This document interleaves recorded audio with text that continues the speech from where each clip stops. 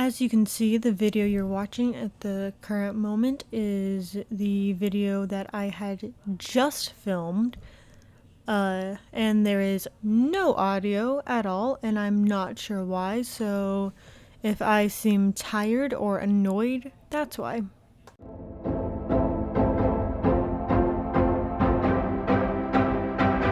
Hello everybody, I am not your host Jeff, and it's been a long time. It's been a very long time. At least in my head, it's been a long time. So today we're just doing like a little update video. Nothing fancy. I know the lighting isn't the best. Our face looks awful. We look exhausted. That's because we are. Moving on. So just a small trigger warning before we continue on with the video. That within this video there's going to be some very sad emotional things being talked about.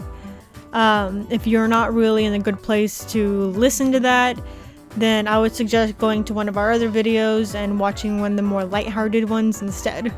A lot's been happening lately. We've kind of disappeared for a few months. If you don't know who we are, or you forgot who we are, or we kind of look familiar but our hair is different, kind of forgetting, we are Dissociated Mess. We are a diagnosed DID system who's receiving treatment. We talk about system things. We hope to help end the stigma of DID.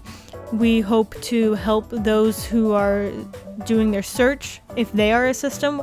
And we also try to help friends and family of systems, all while trying to be entertaining at the same time.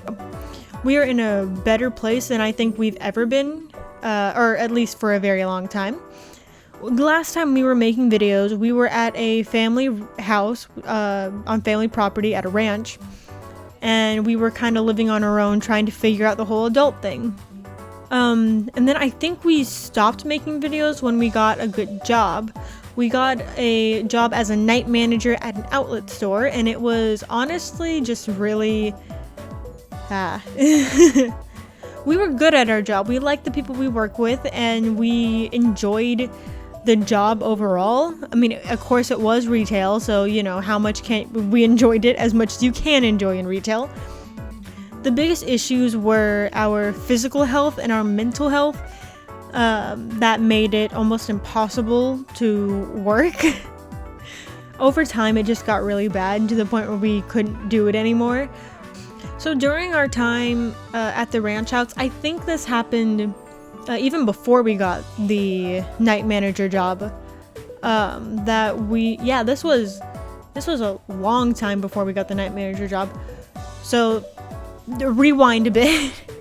So before we went to the family property, we were living with our aunt in an apartment in San Antonio. And during that time while we were there, an old high school friend who we kind of kept in touch with all these years. I wouldn't say they were close, but we were talking to fairly often. We got a lot closer to them again, and they introduced us to one of their friends, who we're now very close to. Also, to these friends, our friend from high school, Nick, ended up becoming our partner. And then during this time, we got closer. They were coming to visit us at work. They were coming to visit us at the ranch. And it was nice, to say the least. But now, as the months have gone on, we are now living with them in their apartment with their roommates. We're actually about to move again in about a month, which is why I'm not trying to make a super big setup right now. I'm trying not to make it super complicated and like the best quality ever, because we are about to just pick up and leave. We are just going from an apartment with roommates to an apartment without roommates. That's all we're doing. Same complex, same, you know, I don't know if it's gonna be the same building, but like same area, same apartments. It's not gonna be a big move, which I'm very, very happy about. So I'm not sure if we mentioned it ever, or if you guys have seen it. If you ever watched our videos on our old channel with our sister called Let's Go Insane, before we became self-aware as a system, you could see a couple videos where we were sitting down. We had crutches with us. I don't know if we had a wheelchair with us or not. I really can't remember. but we have some issues with our joints and our bones and our muscles, and it took a very, very long time to get it diagnosed. This is something that we've pretty much been dealing with since about elementary school. It's gotten worse and worse throughout the years, to the point where we have flare-ups where we can't really walk at all. The reason it affects our legs the most is because we put all of our pressure on our legs. When you walk, your legs are taking most of the shit. So most of the time it does affect our legs, but we also learned when it did get diagnosed and we did find the right doctor, that it is all throughout our body. So when the doctor was talking to us, he thought maybe that physical therapy was going to help. The way he described it is that if we continued physical therapy and we continued working, there was a good chance that we would be able to live life without our horrible, horrible pain. So we were doing that, and we did this while we were working. Long story short, we recently went back to the doctor because it's not working. And see, this is the time when the doctor pretty much said, well, there's nothing I can really do. All I can give you is resources to make your life easier. So we're now dealing with signing up for handicap signs and disability and things like that, because we can't function properly physically. Which that is something very hard to get through, and we probably won't talk much about it in the future just because we are still very emotional about the whole thing. Our partner Nick has been an extremely good, they've been a great support. They've been helping us through this entire thing. They've been really good to us throughout this entire process, which I am so grateful for. So that's kind of on the physical end, that's kind of what we're dealing with. Like I said, we're not really ready to talk in depth about that just yet, because emotionally we know that we can't handle it. Just giving you a heads up, if you see crutches in videos, wheelchairs in videos, if you see us kind of flinching and looking like we're in pain, it's because we are in pain. It's because we are in pain. Normally when we do videos, we usually do it from maybe chest up, but I know in the future we're planning on doing some things that's going to require our full body, so you guys are going to see those crutches and those wheelchairs, and just so then you guys aren't blindsided of what's going on. Our physical health is really taking a downhill turn, but we are dealing with it. Okay, I'm gonna stop talking about that. Talking about some good things that have happened throughout that time. Like I said, we're now living with our partner. We're very, very happy here. They support us so much. They completely support the whole YouTube thing. They support our writing. They are very sweet to us, and don't ever let them know I say that, because I will be embarrassed about it. It's hard to say. It's really hard to say.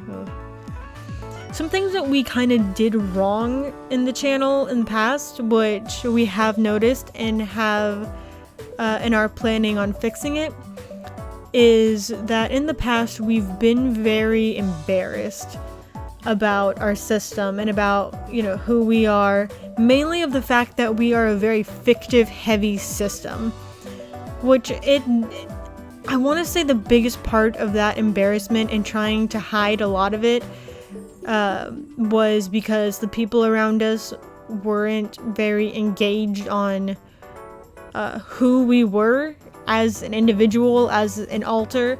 They were more focused on the old host and just trying to get it wasn't a verbal thing, but it was very much pressured to put on a mask to never seem different. I think our old videos were a bit awkward because we were trying to be confident, but then we were also terribly afraid and embarrassed and horrified. So that's changing a lot, to the point where we can actually introduce ourselves to you healthily and let you guys get to know us as we, go on with life and we go on this wonderful journey together. So I don't think I've introduced myself in this video yet. So I'm Jeff. Hi, nice to meet you. I am 14 years old. I am a fictive from Creepypasta. I am a Jeff the Killer fictive. Something interesting to me is that I've seen other Jeff the Killer fictives like on TikTok and YouTube. They usually tend to be in the 20s. From what I've seen, it's very rare to have a Jeff the Killer fictive that's younger. Yeah, so I'm 14. I'm kind of a weird protector and soother in the system. I'm not really sure. My role has changed quite a bit. So yeah, nice to meet you. My favorite things to do, I like video games. I like impulsive shopping. I'm a very big dog person. Very big dog person. I'm usually pretty rude and crude, but I'm trying to hold myself back for this very first video because it's kind of serious. I hope you guys see me in other future videos. So now that we've kind of gone past all the boring, sad stuff, we're now going to talk about things that are happening in the future. So I'm very excited because not only do we have videos lined up and planned to do, but there may even be a potential podcast in the future. Not like the old podcast that was very cringy and bad, but this time we're actually going to have a partner with us. From what I've heard, it might be our sister or our partner, or maybe it'll be a switch of the both.